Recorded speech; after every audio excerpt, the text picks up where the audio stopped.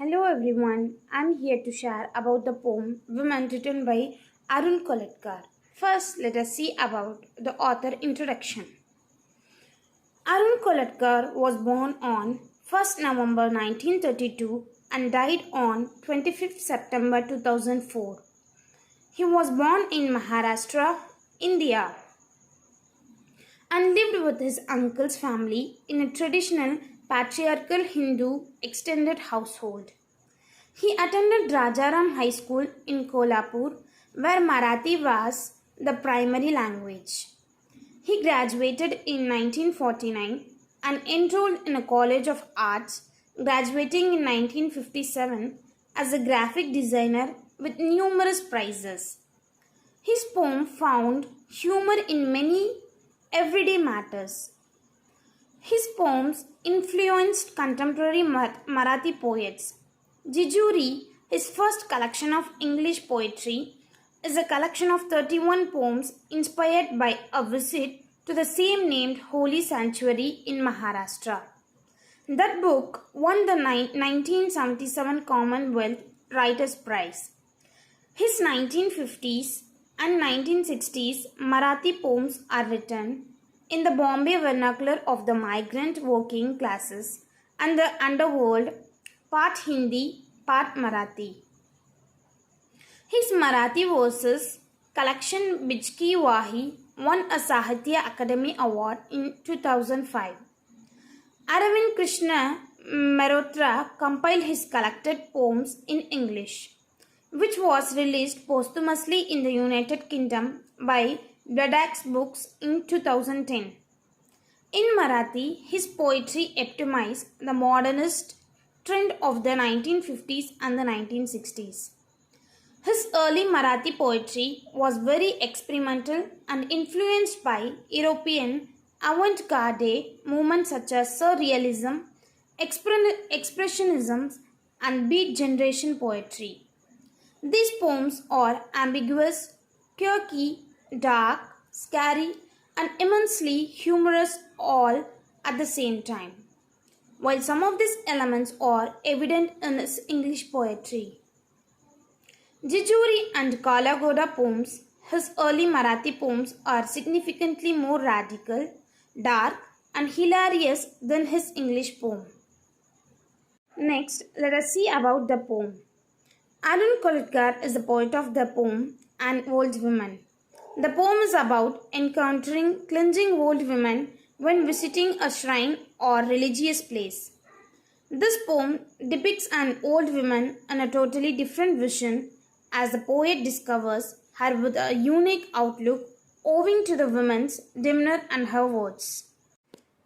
The poem shows the society and the surrounding place of Kandoba temple at Jijori. Here an old woman tries to earn something from the pilgrims. She wants only 50 paise, and if anyone shows this interest in giving the paise, then the old women show her some places like Horseshoe Shrine. She also takes the help of religion and takes the opportunity to use the pilgrims' blind faith.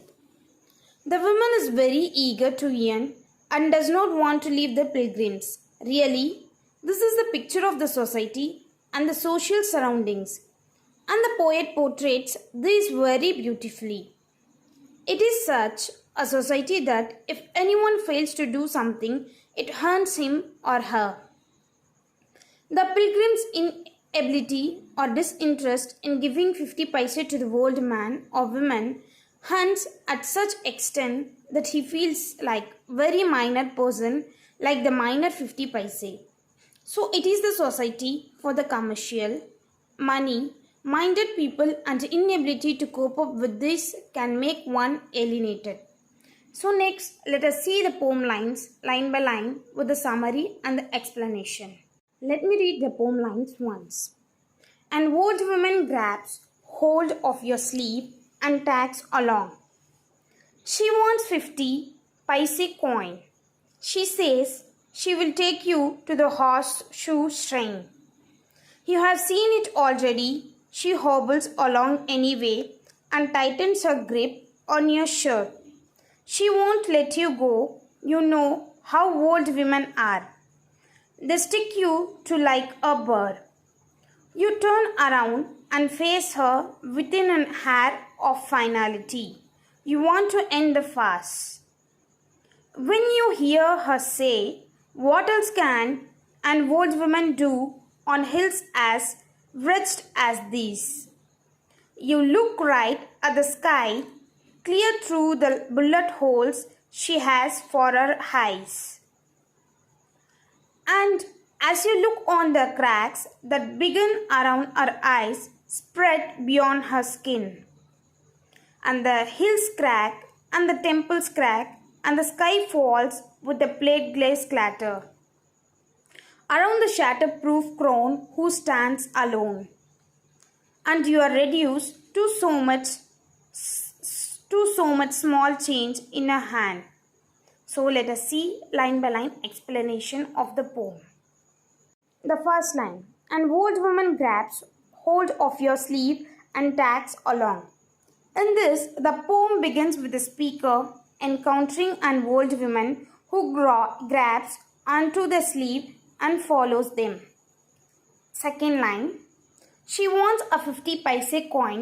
She says she will take you to the horseshoe shrine. Here, the old woman requests a small amount of money, 50 paise, and promises to take the speaker to a shrine shaped like a horseshoe. Third line: you have seen it already. She hobbles along anyway and tightens her grip on your shirt. This line explains the speaker protests that they have already seen the shrine. The old woman continues to follow them and hold on to the shirt tightly. Fourth line: she won't let you go. You know how old women are. They stick to you like a burr. This line, the speaker reflects on the persistence of old women, likening them to burrs that clinch tightly. Fifth line: you turn around and face her within hair of finality. You want to end the farce. This line explains the speaker decided to confront the old woman, intending to put an end to the situation. Sixth line: when you hear us say, "What else can an old woman do on hills as wretched as this?" This line explains the old woman's response to the speaker's attempt to end the encounter, suggests resignation and hints at the harshness of the environment they are in. Seventh line: you look right at the sky, clear through the bullet holes she has for her eyes. This line explains the speaker notices the old woman's withered appearance, comparing her eyes to bullet holes, possibly indicating that she has seen and endured a lot of hardship. Eighth line: and as you look on the cracks that begin around her eyes, spread beyond her skin. This line metaphorically explains the cracks around the old woman's eyes symbolize the hardships and the struggle she has endured, extending beyond just her physical appearance. Ninth line: and the hills crack, and the temples crack, and the sky falls with the plate glass clatter around the shatterproof crone who stands alone.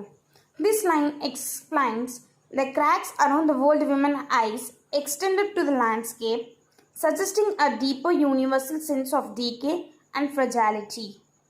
And the last line: and you are reduced to so much small change in a hand.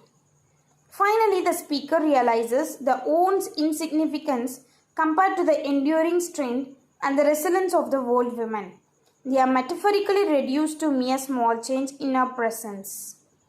Next, I am here to share about the critical analysis of the poem. This poem may be called a vignette. A vignette is a sketch of a person or of a scene or of a place. Here, the poet has drawn the portrait of an old beggar woman begging money from the pilgrims who go to Jejuri. Some pilgrims would readily give money to an old beggar, but there are others like the protagonist who having gone to Jejuri not as a pilgrim but as a casual visitor, wanting to observe what kind of a place Jejuri is and what goes on there, would not like to part with any money. But the beggar woman in this poem is very persistent. She first offers to take the protagonist to the horseshoe shrine, which he may not have seen before. When the protagonist tells her that he has already seen that shrine, she yet clings to him like a bird and would not leave him. Ultimately, the protagonist's refusal to give her any money makes him feel that the sky has fallen upon him, and that while she still stands unaffected by this catastrophe, he feels that he has been reduced to a non-entity. The portrait of the world woman in this poem is very vivid, very realistic, very convincing, and very interesting.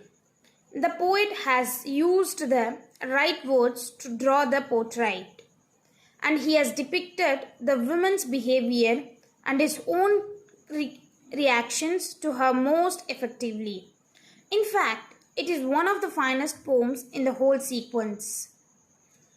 It is one of the few poems in which a protagonist feels genuinely moved. In other words, the sight of the world woman and her behavior arouses his human sympathy even though throughout the poem he expresses his reluctance to give her any money. The poem is a model of simplicity and clarity. Here in this poem, the world woman depicted as a marginalized figure, someone easily overlooked in the bustling urban landscape. Despite her poverty and the desolate surroundings, she embodies a quiet dignity and tenacity. Kolatkar uses stark imagery and powerful language to illustrate the women's daily struggle for survival. He portrayed her as a figure of endurance, withered by time and hardship, yet still resilient. Next, we shall move on to the structure of the poem.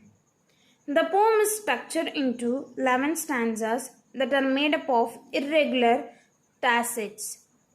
A tacit is a 3-line stanza which may or may not consist of a rhyming pattern. The length of the lines may contain a single word or multiple words. There is no particular rhyme pattern in the poem.